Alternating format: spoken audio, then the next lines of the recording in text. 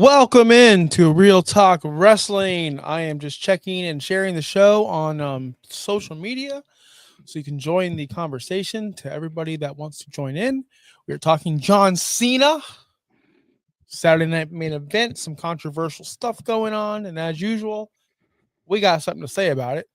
We're going to talk Austin Theory and that thing that happened. Sure. And then we have the Sports Illustrated Awards, which the I wrestling awards. I didn't look at them yet, so I'm ready to be blown away. When you said don't look at them if I haven't already, I'm ready for some fun stuff with that. Yeah, so we'll talk about that after we discuss John Cena and Austin Theory. Gosh, man, boring. But we're gonna have fun. We're gonna pick it up with the Sports Illustrated Awards. I'm just gonna ask you who you think is gonna win or should win, or I don't know. I'll think about it when I get there, but it's gonna be some fun times. That being said, we are part of the Fins Talk Sports Network. This is Fins Talk Extra. We're the greatest, we're the best performers, content creators. I don't know what I'm saying anymore. I'm in a new position at work where I just talk all day long, and I'm on camera all day long, and I sit in this chair from 8:30 to 5:30 on camera all day long. Oof, I've had enough brutal. of it. Man. It's a transition.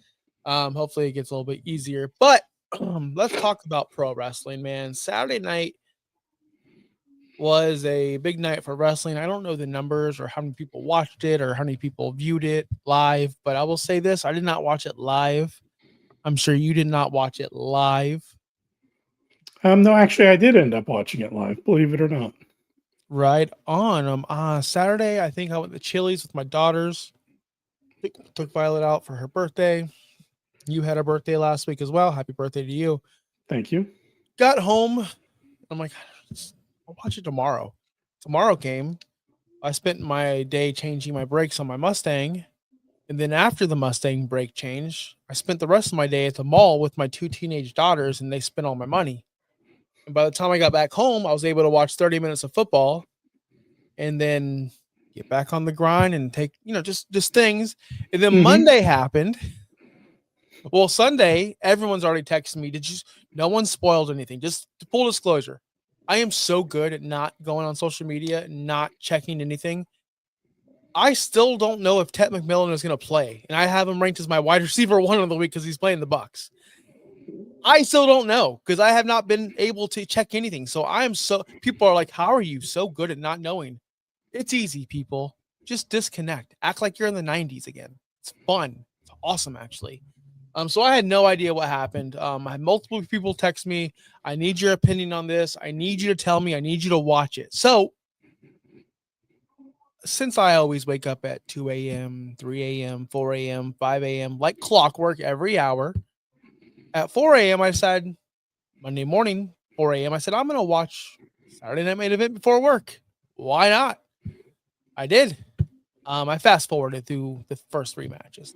Did not care. Saw Ruka won. Don't know if Cody lost or not. Assuming Cody won.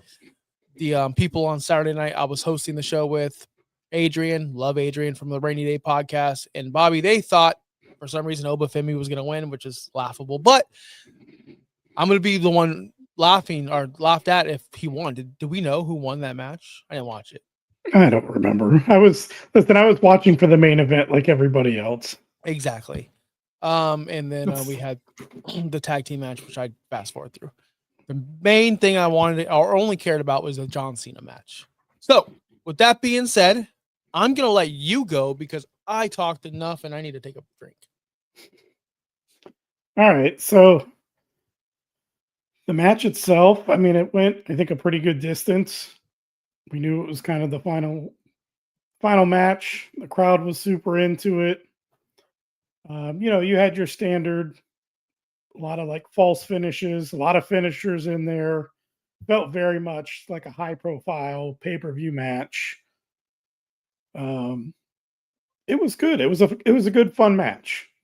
The one thing that I thought about afterwards that we didn't get from the tournament for this final match is we didn't really get, I don't feel like we got enough of a program between the two of them. Like there was no time for it at that point because it's like, here's the winner and that's it. Like I almost wish they would have done this tournament a little bit sooner so that once Cena was done with his prior match, he would have time to go into this and really set up a really good feud.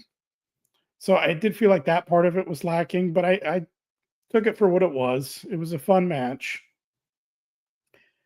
And going into it, I was thinking, Gunther needs to be the one to win this match. It's, what do we get out of it if Cena wins? Other than the pop that night, we don't really get much beyond that. So Gunther getting the win is the right call. But I was thinking, like, just watching the match, watching it live, I was just like, man, I'm kind of caught up in the moment right now. A small part of me wants John Cena to win this match. I know he's not going to, he shouldn't, but man, I kind of want it right now.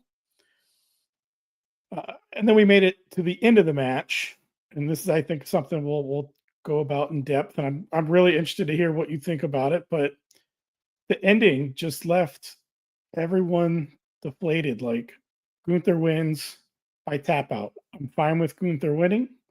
I'm fine with him winning by tap out. With John Cena's whole thing being about never give up, never give up. I'm glad it wasn't him passing out. I feel like if you really wanted to put Gunther over, have him make John Cena tap out, make him give up, the thing he always says never to do. Just my only problem with it, and I think a lot of people's problem with it, was it just looked like he tapped out, not because he was struggling to breathe or struggling to keep the fight going. He looked like he tapped out because he was just kind of like, almost like he knew there was maybe like 5 or 10 more minutes in the match. And it looked like he had a thought in his head, like, you know what? I don't want to do this anymore. I could be done right now. And all I got to do is just kind of tap. And then I'm done forever. And it just, like, he looked like he smiled. He was happy with that. And just kind of lightly, the lightest tap out I've ever seen. That part of it to me was so disappointing. Because to me personally, because of the way he did that, I didn't feel like it put Gunther over as much as it could have, nearly as much as it could have, in my eyes. I feel like Gunther only very partially, it's almost, I'm not saying it's this bad, but it reminds me of Shawn Michaels Hogan. Shawn Michaels way overdid it. And it's like, what did Hogan gain out of that? Nothing. Some YouTube highlight reels, right? And now it's just been all the memes and the things that I've been sending you, and like, that's what we got out of it. And I feel like if there was a whole big time to build up a real story where John Cena could push his whole never give up thing, and then if he looked like he was trying so hard, like, I like how Gunther kept getting him into that hold over and over again. He kept trying to get out. I wish they would have done that just like that. But then at the end, John Cena just looks like he's just running out of gas, and he realizes, like, oh man, there's no way out. I have to tap, and like has like a moment of panic, like I'm losing oxygen to my head, and a panic moment, and then does his final tap out. So I think they had the right general idea. It's just the execution of it. It didn't work out the way I wish it would have.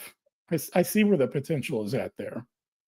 So that was my kind of takeaway from it. I think it fell a little bit flat, and Gunther didn't get the rub that he could have gotten if it was done a little better.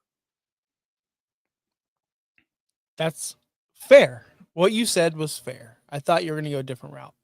I thought you were going to be one of the people that wanted Cena to pass out. That's what I predicted. I predicted he was going to pass out. That's the end of it. He never gave up. As the match started, he did the his signature moves early on. Matter of fact, the entire match he did all of it. He did his signature moves over and over again. That's all he did. Mhm. This was a Brock Lesnar style match for him. And that was fine. I was okay with it. Play the greatest hits. We're not going to go see the Eagles the last time if they're playing their deep cuts. We want to hear Hotel California. We want to hear all the fun stuff. Mhm. So I'm okay with that. I'm really shocked the first time he didn't do the 5-knuckle shuffle.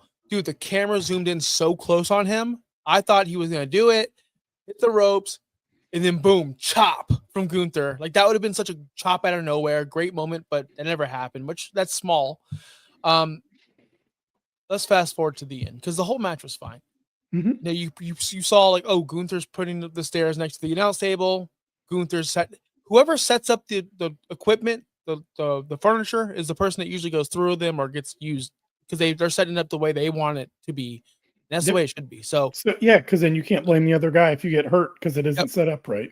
So I'm like, oh, cool. Gunther's about to get attitude adjustment through the. I wish they would have used the term "fu" at least once, but Yeah. they didn't. Because they started to use the STFU. Like they cut that out in the Vince there when Vince started going PG. It was the STF again. Anyway, besides the point.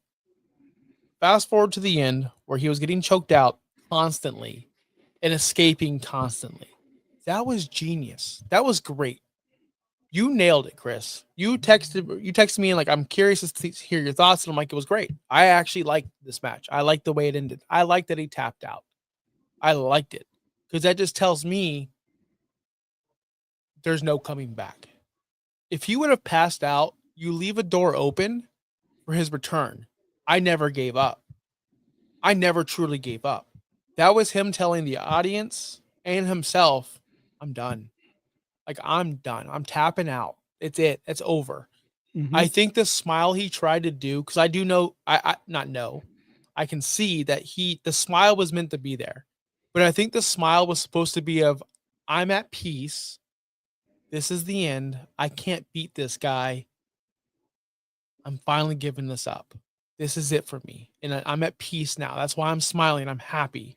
I've done everything there is to do. I try to wrestle this guy. I try to go out on top, but I'm clearly not good enough anymore. So he accepted that, which a lot of wrestlers don't accept. That's why they all come back. Mm-hmm. I think that was a sign of, hey guys, I'm good. We're good. This is okay. I think that's what the message was trying to deliver, but it didn't. People like you or everyone says, man, that was so weak of John to tap out like that. It was. Should have been more dramatic, of course. I think it should have been a little bit more dramatic, Mm-hmm. but I viewed it as, man, he really tried. Or he grinded for X amount of years and he's the greatest of all time and he's calling it his day. He's given up. It's fine. So I was okay with it. I was truly okay with it. I think it did. I don't see Gunther as any weaker or any. I see him stronger. Really, I do. He made the person that gave up, that doesn't give up, give up. Like he did I that. I don't see him as weaker. I just don't see him really as much stronger. Very little. Like very little bump from that. And it should have been huge. I think it was huge. I think we're gonna. No. We're so in the moment. We react as humans. We react as everything's in the moment. There's no longer a grace period. It's instant reactions. And I think the instant reaction, nobody really thinks about the actual impact of that tap out or what it meant or the match in general. So we stick with our first initial take and we don't really move from that take. Not saying that's what you're doing, but I'm thinking that's what a lot of people are doing. At first, yeah, I was like, that's it. That was my first reaction was, what, really? Like, he didn't pass out? There was no one came out to his defense? Like, whatever. But then I'm like, this was awesome. This was a cool way for him to go out. I liked it. So I know I'm in the minority, but to me, this just closes the book and there's no return for John. And that's Yeah. okay with all of us. I think it Yeah. is. But like I said, it felt like John Cena the person was tapping out, not John Cena the wrestler. And that's okay. In That's the in way. the sense of like and it makes sense from like the way you just described it. Like he's just like, man, every time I get up, this guy jumps on my back, like I'm done. But we don't watch wrestling for regular people. We watch it for, the drama and the theatrics and we want to see when The Rock takes a stunner, he goes flying halfway across No, the ring, not a Vince McMahon style where he just drops to the mat and falls. no, this is where I'm going to disagree, and that's okay. So, as wrestling fans, we do get stereotyped in certain ways. I tell my boss at work I'm a wrestling fan. She thinks I vote for Trump and I'm this and that. I'm a MAGA. I'm an idiot. That's just we're perceived that way, right? So I was like, it's at work, and I'm working with a bunch of people that binge watch Stranger Things and shit. I don't do that stuff. I watch sports and wrestling. I don't really watch TV shows, but You're that's all they missing out, talk about. but we'll talk about I'm that sure. later. I'm not gonna ever watch that piece of shit show ever. It sucks. Season 2 was a joke. I turned it off after the third episode. It was a complete joke, waste of my time. Oh! Instead of one monster, we have 1,000 now. Oh, so cool and edgy. Shut the fuck up. The first season was cool. Then you just lost it. Same thing with the boys. Same thing with they bring back Ted Lasso. And this is a good point where I'm getting to. I think I'm getting there. Wrestling isn't about the drama all the time. I was trying to tell my coworkers, peers that don't watch wrestling or understand it, the difference. Well, when you watch The Office, Michael Scott quit, left, you cried, you were invested in this character for 5 or 6 years, whatever it may be. You're Mhm. invested in the Michael Scott character.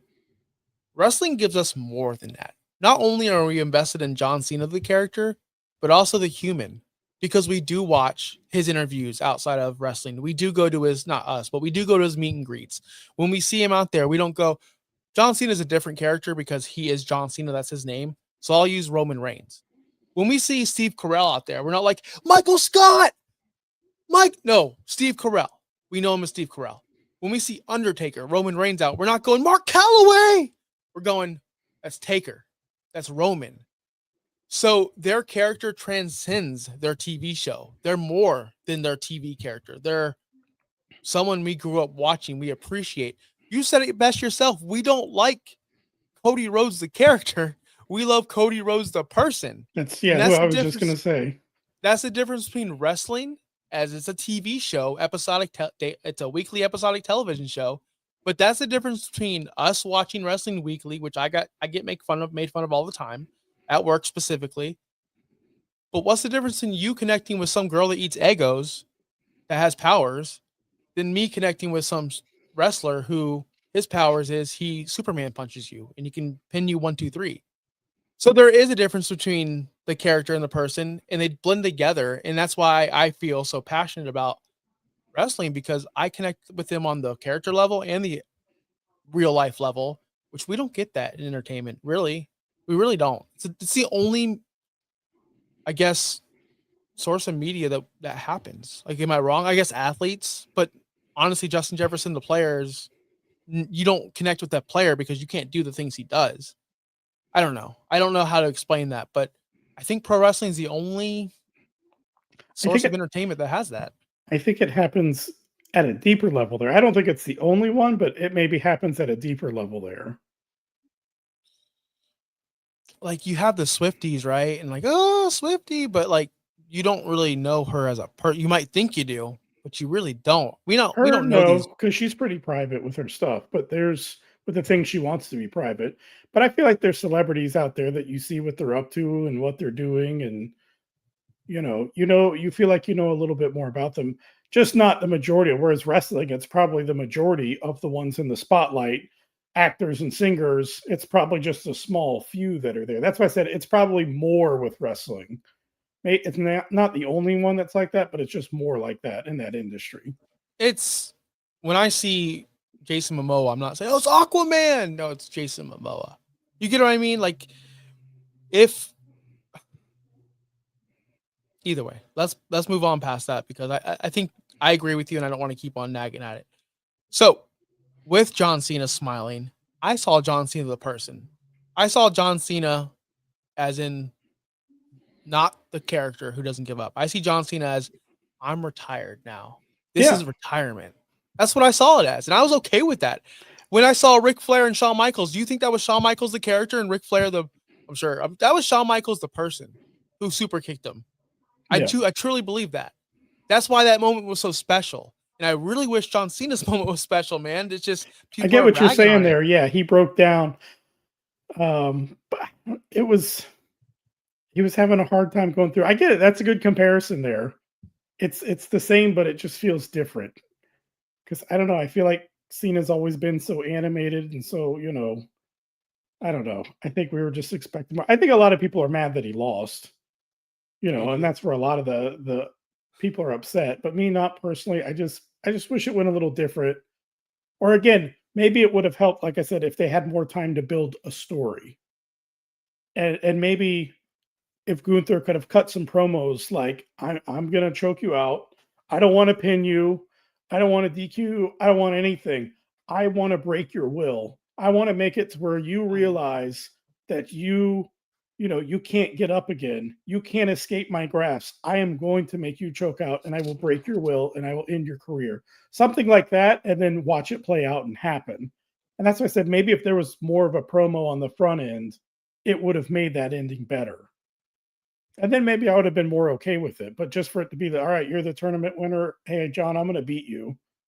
Hey, I'm going to try and beat you, Gunther. Oh, okay, I'm done. I'm tap out. I'm out of here. So maybe that could have So made that better. you're right and wrong in this because I'm the one preaching about matches, stories, Yeah. AEW booking. But in this case, I'm not going to disagree with you. I'm just going to give you a different perspective of how I saw this.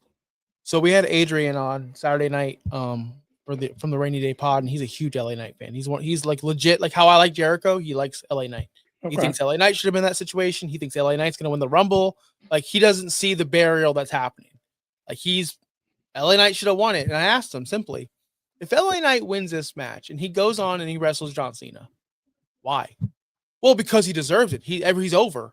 Okay, well, why? Well, he's over. I like him. He deserves it. Okay, well, why does he deserve this match? Well, because he's over. Okay, but why? Now, Gunther, you can go, why does he need this match? Well, he doesn't need a story. Well, why does he need a story? The story's there. Well, what's the story? He's the ring general. He's the greatest. He wants to be known as one of the greatest ring generals of all time. He only cares about winning. He doesn't cheat to win. And his whole story arc from joining the WWE on the main roster is I'm better than you. I'm the champion. And I'm going to break your will. He doesn't need stories. He's again, I'm sounding like an AEW mark, but that's his character. His character is I don't care who you are. I'm a heel because I win all the time. I don't cheat. I tell the truth and I just beat you up. So that was Gunther. Like he is a tournament winner. He's a tournament style wrestler because his whole goal is to be the best. What's LA Knight's goal? What's his mission statement? Nobody knows. Yeah. He's just a famous, or he's just an over talent that says, yeah, and I like him. But what's his end goal? What is his mission? What is the purpose? We knew Undertaker's purpose was to destroy. We knew Kane's purpose was to destroy. We know Bronson Reed's mission is, what is LA Knight's mission? We don't know. We don't have one. We know Gunther's to be the best of all time. Yeah. So that's why I was okay with that. Again, I just, for a match of this size and this importance, I wish he would have emphasized it some more, though. I get what you're saying. And if this was a regular match, then I'm okay with that. Because you're right, it is part of his character. But I don't know. It just felt like for as big of a match, they were hyping it up. If a little more was put into it on the front end, I think it could have been better. Just with a little bit better story, a little bit, cut some good promos, throw something in there like that. And I would have enjoyed it more. Makes sense. All right, I think we've beaten that one up for a while now. If we'll probably get back into it later on in the week, or actually just notes, we're not going to be live next week or the week after. We are in the holiday season and we are taking a vacation for 2 weeks, and we'll be back after the new year. Just to let everybody know. But let's get into something non-fun, which you guys might like it. It was the most predictable outcome there is. A Monday Night Raw. Let me ask you this. Bobby was pissed at Survivor Series because the Masked Man didn't reveal himself. And I simply said, if it's Austin Theory and he pulls his mask off, he's in a match with 10 superstars, Hall of Famers, minus Jimmy Uso at this point. He might be one because of a tag team. So he's a Hall of Famer. And then you got Austin. I wish Bronson Reed's not. But okay, you guys get my point. Superstars, top of the card. And then you have a loser, a jobber. He's only known for finding some golden egg that Vince McMahon needed to find. And he pulls his mask off to reveal himself in front of 10 legit main event superstars. It would have fell flat. It would have fell 1,000% flat. The correct move was to keep him a mystery for a couple more weeks. It was genius. People were pissed. Oh, we got to see who the Masked Man is. Okay, if it's Austin, we want it to be Austin Theory. 1,000% crickets. It would have been crickets. Now, I say that because he did reveal himself on Monday night, which I think was a terrible call, but he did it. I didn't watch it yet. I've been busy. If you watched the beginning of the show, I've been very busy this week. I have to wake up at 4:30 in the morning to watch wrestling. So, did you watch this moment, and how quiet was the crowd? Because I couldn't imagine people cared. I couldn't imagine. I mean, it wasn't some crazy, big, huge crowd pop. I think people more so got excited for the fact that they realized we were finally going to officially figure out who it was. Because he got chased out of the ring and he started going up the steps. And Yep. that's when he turned around and that's when he pulls his hood down and gets ready to pull his mat. And people, oh no, like, what? Who is this? I'm like, we already know who this is. But so, I mean, it was okay. Let me put it this way. It had, it was like an AEW 2023 debut. Let me put it there. Maybe late 2022. It was not an AEW 2021 debut, but maybe like late 2022, 2023. That should tell you what you need to know. We're exciting that we were excited that we were getting something, but the payoff, like you thought, it wasn't huge. Yeah. It wasn't mind blowing. Which, by the way, is this the only thing he's done since finding the golden egg way back in the day? I don't know. Like, where has he been? With the guy, is he on SmackDown? He was on Grace. He was with Grayson Waller as a loser tag team. Oh. And they had a feud. They were like nipping at each other, and nothing ever happened. Like, it was just a waste of our time. Guys, I'm sorry. I don't want to talk about Austin Theory. I know if you're here for Austin Theory talk, we'll see how it turns out. I'm not saying this is a flop or a failure. I'm not going to say that. But he's not the person I would have picked. But he's the person that was picked. We'll see how this goes. I wish they would have waited. What do you think they're going to do with it? Is he going to join with them? Is he going to double cross them? My prediction on Saturday night was when I did with Bobby. I'll say it again. I don't think you know about this. I think because you weren't on the show last week. I always thought there was two masked people. There was going to end up being two, and I thought one was going to be Seth, and I thought one was going to be Theory, and I thought Seth and Theory were going to take down the Vision. Okay, that's what I predicted. But I know that's outlandish or out of right field. But I'm thinking, like, is Austin Theory going to be the Wheeler Yuta? Someone's going to start eating pins. Mm-hmm. You know, someone always eats pins in a faction. It's not going to be Bronson Reed. It's not going to be Logan Paul. It's not going to be Braun Breaker. Yeah. So they need an X-Pac, and he's here now. Yeah. Yeah, they need a Wheeler Yuta. They need one of those people, and I think that's going to be Austin Theory. Could it work? Yeah, it could definitely work. It's just going to have to be a lot of rebranding and getting the fans behind him. But with Paul Heyman, I think that could be possible. It's just so uneventful. But what is eventful? Sorry, that's all Austin Theory talk. That's today. it. That's it is the end of Austin Theory. Because we have the Sports Illustrated, and we will be talking about this on Saturday night as well with Bobby. So if you want to watch that content as well, we're going to do a whole different exercise. But this one tonight, I thought we would bring up with Chris Koffler because let me tell you guys, we got some winners here for Sports Illustrated. As you could probably tell, this is probably the biggest joke of the year. But we'll go through them. There's 13 categories. Sports Illustrated Wrestling Awards.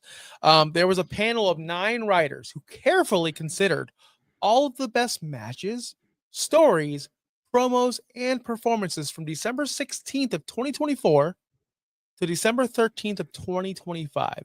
They ranked their top 5 sections for each category. The winners were determined by the total number of points with a maximum of 45 points available.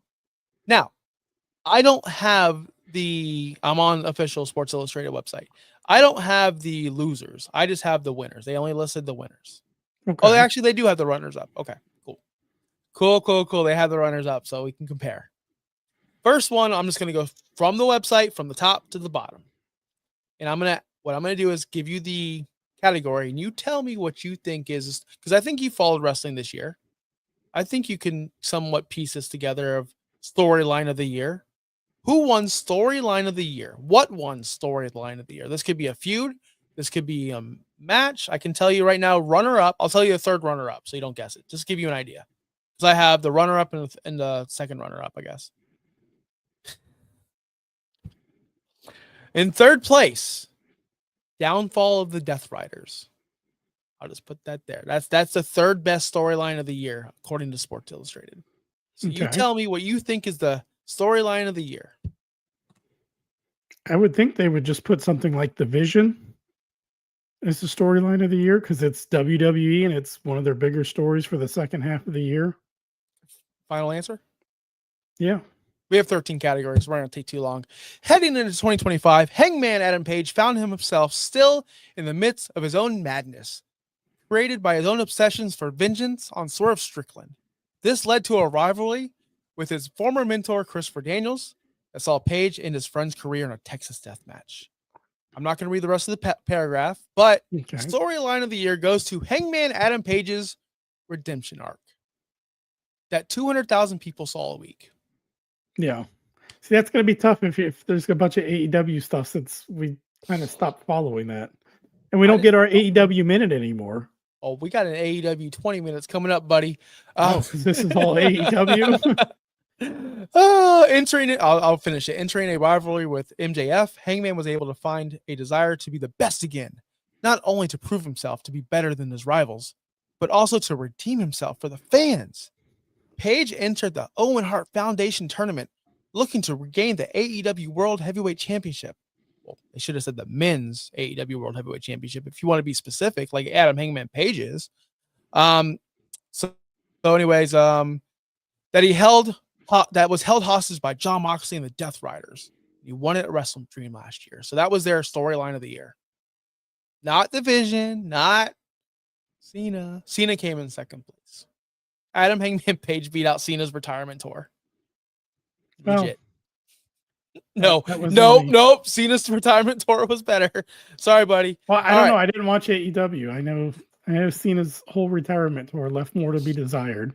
All right. We can all thank The Rock. I bet you The Rock single-handedly got him put in second place. Probably.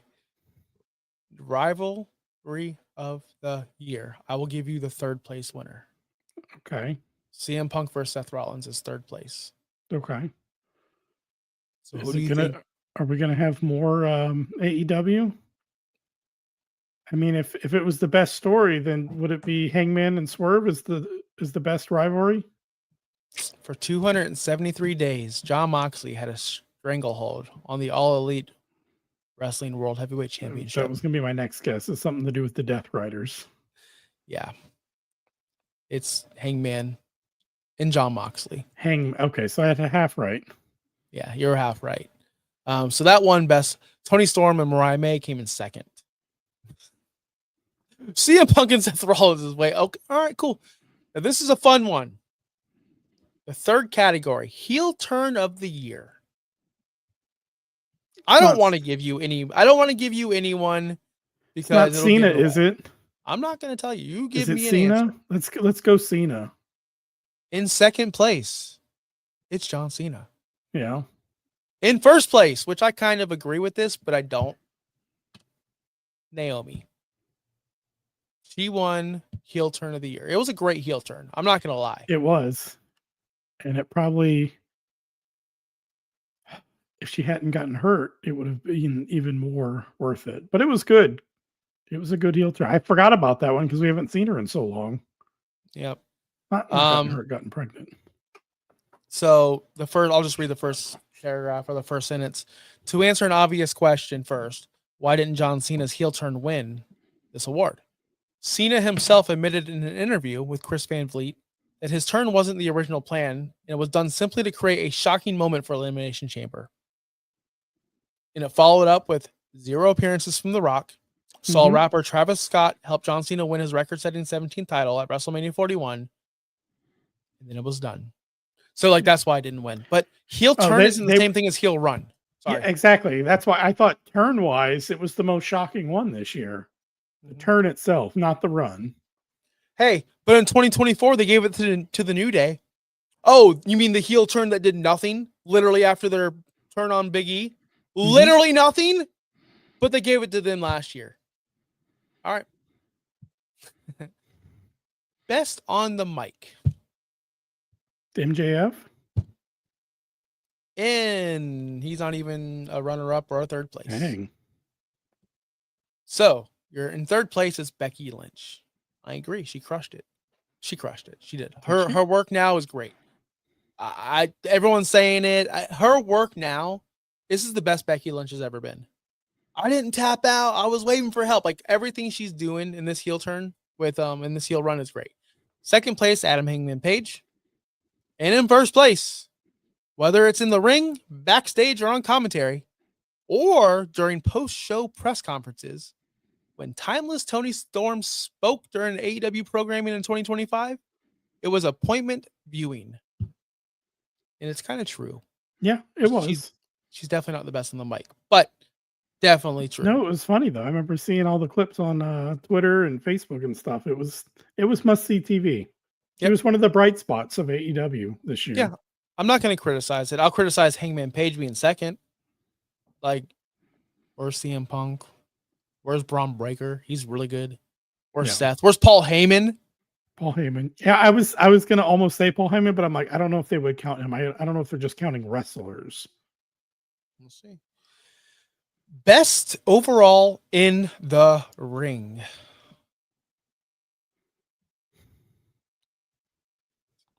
I'm gonna go Hangman. Man, I can't believe you didn't get this one right. Coming in third place, Take a Shitta. Coming in second place, Io Sky. Coming in first place, bruv. He deserves it. Well deserved. The first award I actually agree with, Will Ospreay. He is by far the best in the ring. He is good. He is really good in the ring. That comes from me not watching AEW. I didn't even think about that. But that's not surprising. Right. And like you said, probably very well deserved. Yep. Breakout Wrestler of the Year. And if you're just tuning in, these are the Sports Illustrated Wrestling Awards.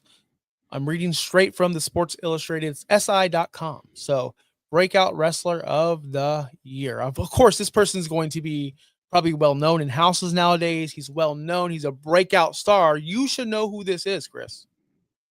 I should know who this breakout star is. Give me some multiple choice here. I'm not going to do that because it'll give away. But I'll tell you who came in third place. Javon Evans. That's good.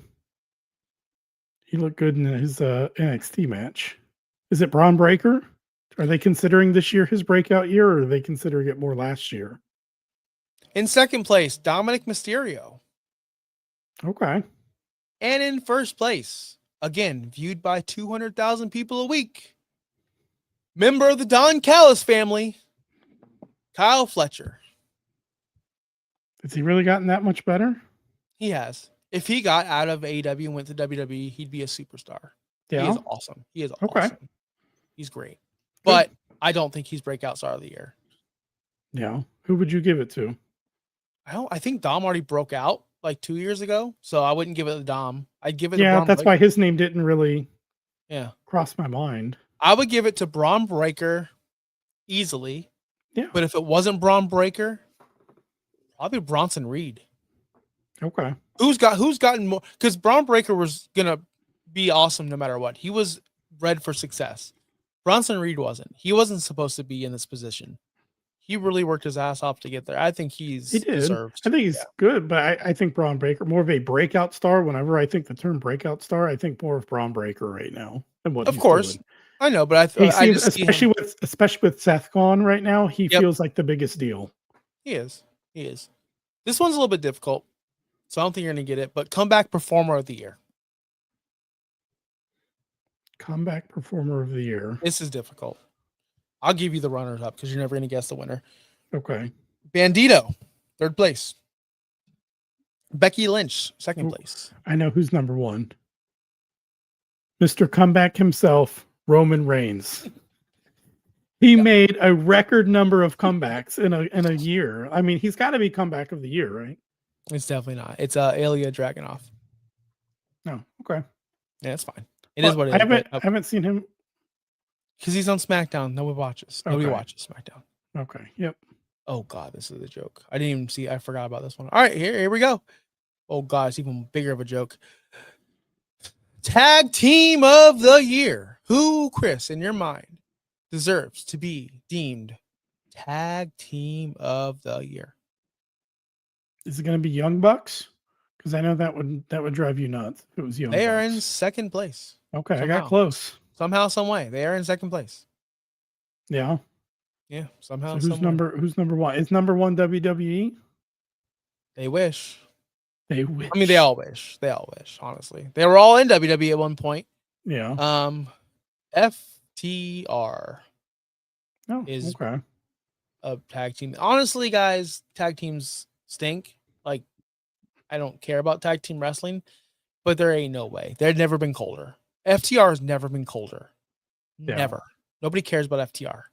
They are if Stokely, who is managing them, if he was taken as a serious heel manager, kind of like a Paul Heyman, and not some comedy moron who dresses in tracksuits and screams, Yep. this tag team would be something, but they don't know how to book over there in AEW. So, tag team of the year, FTR, sure, why not?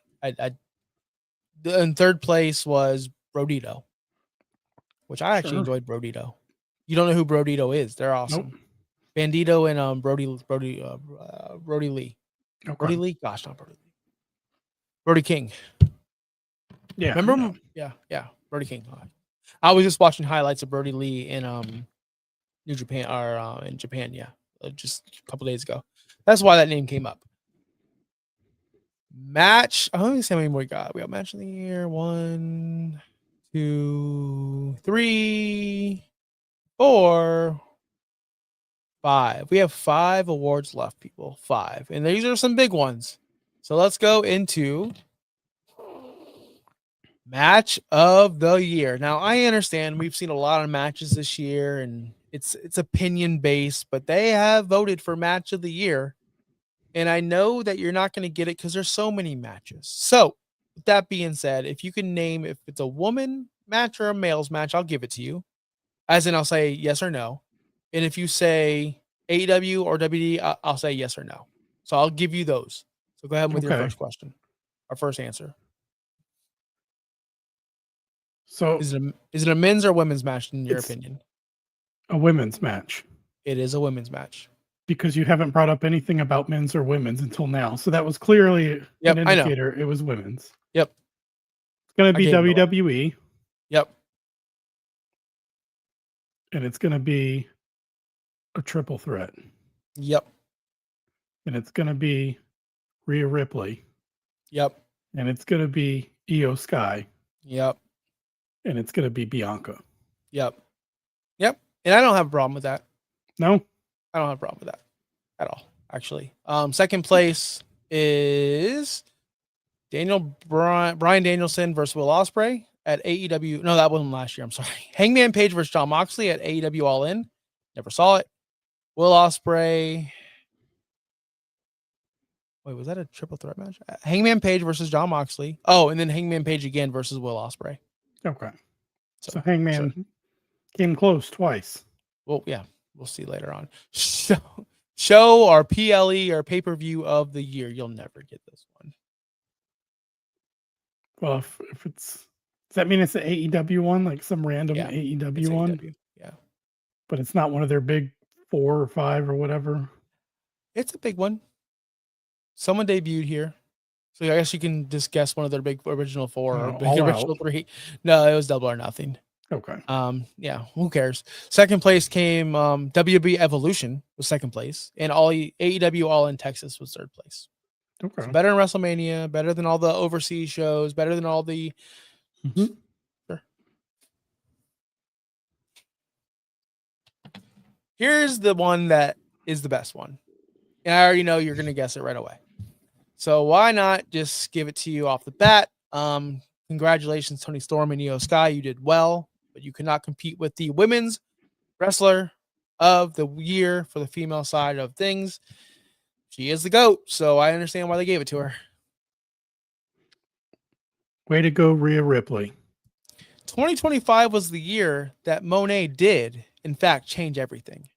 In her first full calendar year as a wrestler since 2021 with no injuries or hiatuses getting in her way, Mercedes Moné reminded the world why she is known as the greatest North American women's wrestler to ever step in the squared circle. And it's true. Let me ask you, if Rhea Ripley, what's her name? What's your favorite wrestler, your favorite female wrestler at AEW? The one that showed up like 3 times when you were watching. Oh, Sheeta? Yeah. If Sheeta had all these same titles, would you feel like she was the greatest? It's not about the titles, buddy. It's about the the way she wrestles in the ring, how she can make people better, her promos, her dancing ability, everything. It's a whole package. Don't throw in the It's the- promos. Come on, listen, you just brought listen, your argument down there by saying the promos. listen. Is it This year, dance the moves? artist known as Ultimo Monet held 12 separate championships and 14 belts across AEW, New Japan Pro Wrestling, CMLL, ROH, Rev Pro, and other independent promotions. She holds the record for both the AEW TBS and New Japan Pro Wrestling Strong Women's Championship as the longest reigning title holder in each belt's history. Monet also won the Owen Hart's Women Tournament. I don't understand why this is a problem. Listen, I know you said before the show that these awards were a joke. I just didn't realize it was this bad. Tony Storm came in second, and Io Sky came in third. And we finish it. Oh, we don't finish it because we have one more after this one. So Let's go. Yeah, 2 more to go. Then we're out of here. Male Wrestler of the Year. It's got to be either Ospreay or Hangman, right? Jon Moxley comes in third place. Okay. John Cena came in second place. Throughout the company's existence, though, Hangman Page has often been referred to as AEW's main character. His journey to his first world title opposite Kenny Omega is synonymous with the company's identity. And his extremely flammable, no pun intended, rivalry with Swerve Strickland is arguably the best over its 6-year history. Yes, it is Hangman Adam Page, which is a complete joke, but it is what it is. Cody Rhodes, screw you, buddy. Roman Reigns, don't need you. But listen, Roman's never here, and we know that because he's always got to come back. Seth Rollins has been injured. Cody, you always say he's about as exciting as a wet blanket with his face turn here. So who is it going to be from WWE? That's how I knew that one had to be AEW. Honestly, there's no one that felt big other than maybe Cena with his retirement tour, but I didn't really think they would give it to Cena. Wrestler of the Year is pretty obvious to me. Seth Rollins. Yes, he got hurt. I understand that. He was off screen too much this year. But if he's not Seth Rollins, I can easily go Cody Rhodes. I know. I understand. He's the biggest. Go ahead. He's the biggest draw. He's the biggest babyface in the biggest company. He's holding the most important title in the company and in wrestling, professional wrestling. The WWE Championship is the most important. At one point, it was AEW. Don't get me wrong. At one point in 2020, 2021, AEW was the most important title. Mm-hmm. But now it's not. Things change. Yeah. It's Cody Rhodes, and it's not even close. He headlined WrestleMania. He beat John Cena for the World Heavyweight Championship. He's done everything. To me, it's Cody Rhodes as the Wrestler of the Year. Spoiler alert. It is. I don't know. Can we roll back the tape? Can you name one back? Did? Can we run it back? Oh, you're going Jey Uso Wrestler of the Year? Can you run it back and play all your old clips of Cody throughout 2025? You're like, I'm so bored. It doesn't matter. I don't care what he's doing. Can we talk about somebody else? Cody's the worst. But boring is boring. A heel. Sometimes. Can we give an honorable mention to Dom? I was going to say Dom might be my runner-up for Wrestler of the Year. Like he might be my runner-up. Yeah. I'd have to look. I know he doesn't have the biggest title, but as far as wrestling in the ring and stories and promos, like to me, he would be my favorite. If we're not knocking the fact that he doesn't have the main title, I think he's the best this year. I wouldn't disagree with that because I was going to bring him up. He's probably my second. Like, and realistically, like my favorite to watch.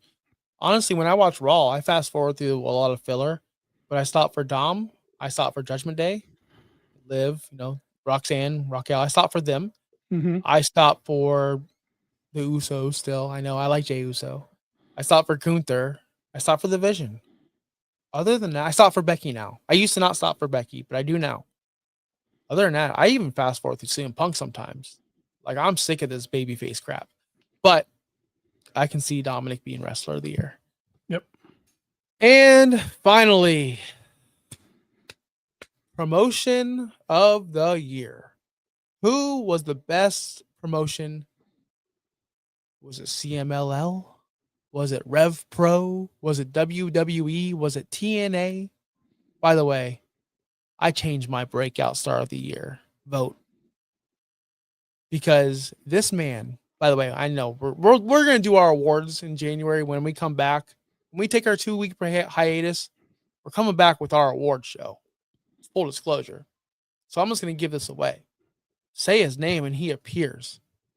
He shows up. No, Chris, this isn't a joke. I'm serious. He shows up at WrestleMania against Randy Orton, gets one of the biggest pops of the entire weekend.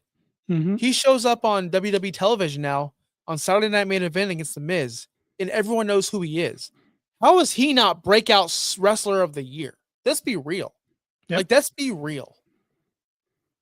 I'm just saying it. I mean, he's a wrestler too. TNA exists. No TNA. No speak of TNA here. Ridiculous. Yeah. Ridiculous. Not enough exposure. Bullshit. I bet you more people saw Joe Hendry on Saturday Night Main Event than they do see Hangman Page, and that's a fact. You don't think that Saturday Night Main Event got more viewers in one night than AEW gets in a year? No, I'm saying their program in general doesn't get enough exposure. Yeah, you just probably named all of his appearances. You could put them all on one hand. And I bet you all of his appearances in WWE is more than all of AEW combined. Then their whole year? If you take WrestleMania and you take all of his other appearances on NXT and all of his appearances on Chris, let me ask you this. I love the guy. I'm not totally mad at that. I just think that's why he's not considered. I'm not saying he shouldn't be considered. I just think that's why they didn't consider him. No, they didn't consider him because SI spoiler is in bed with AEW and Warner Brothers. Yeah. Dead ass. Look who owns Sports Illustrated. No. Just look who owns Sports Illustrated. Promotion of the year, AEW. Bottom line, All Elite Wrestling produced some of the best pro wrestling programming of the entire year that nobody saw. So, congratulations, AEW. Your promotion of the year, according to Sports Illustrated. I hope this sheds some light on the bias and how absurd some of these publications are. Both sides. The only thing I will say is at least ESPN is honest with their reviews. And they will call out shows like WrestlePalooza and things that suck. They do. That catastrophe. They call them probably out. That right there is probably they got docked enough points to drop them down to number 2 for best promotion just from WrestlePalooza.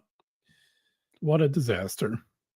The biggest disaster is having named AEW promotion of the year. It's failing. It's losing viewers left and right. They're performing in basically gyms with 300 to 400 people in them, it seems like. Their television's atrocious. There's no stories. Nothing makes sense week to week.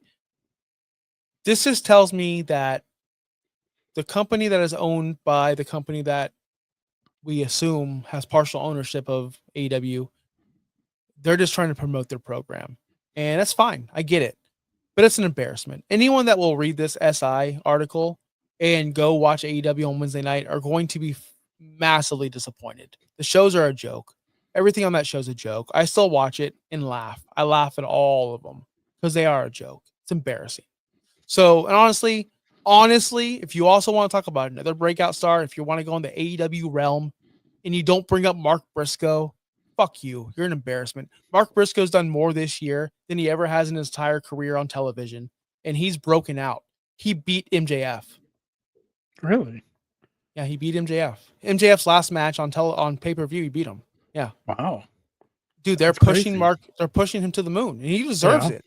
Yeah, he's like one of my favorite people to watch. And then you know what he does? You know what they do with him after he beats MJF? They put him back in the jobber squad with Kyle O'Reilly, and those losers. You just beat the biggest star in the company, technically. Yeah. Like, he didn't wrestle a lot this year, but you just beat the biggest star in the company. Yep. And then you delegate him back to the mid-card. It was an embarrassment.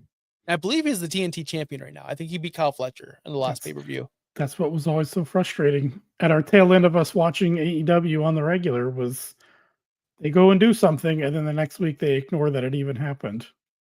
Yeah, and it's still going on. Yep. Still going on. Not surprising. But that's the show. That is the show. This is the last show of the year. So I really appreciate all of you who have been here every single week. Clutch is taking some time off. He'll be here when he can make it.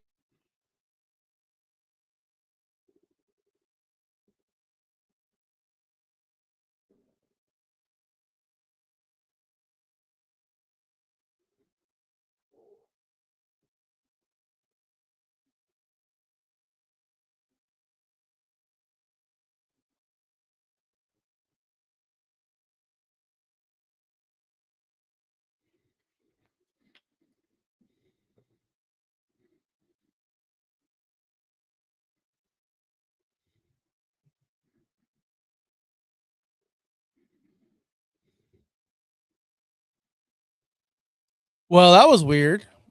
All my browsers just closed. Am I back? You're back. There's two of you now. I don't understand what's happening. Now there's just one of me. And now I'm gone. I'm out. So StreamYard is clearly messing up right now. So I'm gonna end the show. I don't know where Chris is. I think he's here.